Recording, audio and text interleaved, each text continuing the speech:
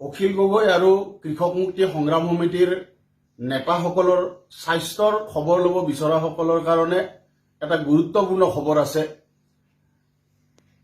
ইতিমধ্যে কোভিড টেষ্টৰ পিছত ধৈৰ্য কোঁৱৰ আৰু বিটু সোণোৱালৰ কোভিড-19 ধৰা পৰিছে আৰু কালি ৰাতি 10 বজা মানতে গুৱাহাটী কেন্দ্ৰীয় কাৰাগাৰৰ পৰা ধৈৰ্য কোঁৱৰ আৰু বিটু সোণোৱালক উলিয়াই অনা হৈছে আৰু গুৱাহাটীৰ বিভিন্ন হস্পিটালে তেওঁলোকক লৈ ফুৰা হৈছে, কিন্তু ক'তো ৰাখিবলৈ চিট নাছিলে।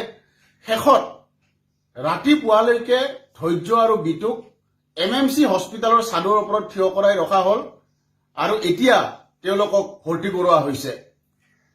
অখিল গগৈ আৰু মানস কোঁৱৰৰ স্বাবৰ ৰিজাল্ট এই মুহূৰ্তলৈকে অহা নাই আৰু আমি নিশ্চিত যে তেওঁলোকৰো নিশ্চয় পজিটিভে আহিব।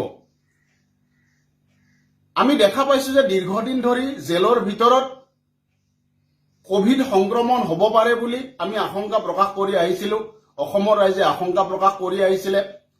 অখিল গগৈকে ধৰি কৃষক মুক্তিৰ নেতাসকলে কৰোনা সংক্ৰমণৰ ব্যৱস্থা গ্ৰহণ কৰিব লাগে বুলি আন্দোলন পৰ্যন্ত কৰিছিলে, কিন্তু স্বাস্থ্য বিভাগ, জেল কৰ্তৃপক্ষ বা চৰকাৰে কোনো গুৰুত্ব দিয়া নাছিলে।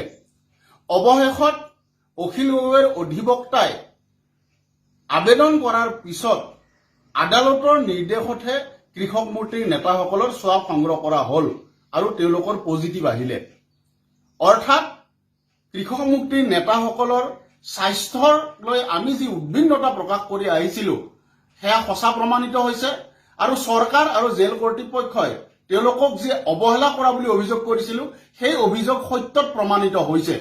সেইকাৰণে স্বাস্থ্য বিভাগ, জেল কৰ্তৃপক্ষক আমি সুধিব বিচাৰিছো যে কি কাৰণে ইমান দিনে অসুস্থ হৈ থকাৰ পিছতো আদালতৰ নিৰ্দেশলৈ কিয় ৰৈ আছিলে তেওঁলোকে, কিয় স্বাব টেষ্ট কৰা হোৱা নাছিলে, কিয় কোভিডৰ পৰীক্ষা কৰা হোৱা নাছিলে?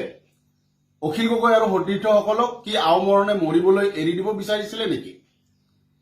আৰু হিমন্ত বিশ্ব শৰ্মা ডাঙৰীয়া স্বাস্থ্য বিভাগ ইমানেই শক্তিশালী যে গোটেই ৰাতি ধৈৰ্য আৰু বিটুৰ দৰে দুগৰাকী নেতাক হস্পিটালে লৈ ফুৰিব লগা হ'ল। কিয়? চিট নাই। কি কাৰণে?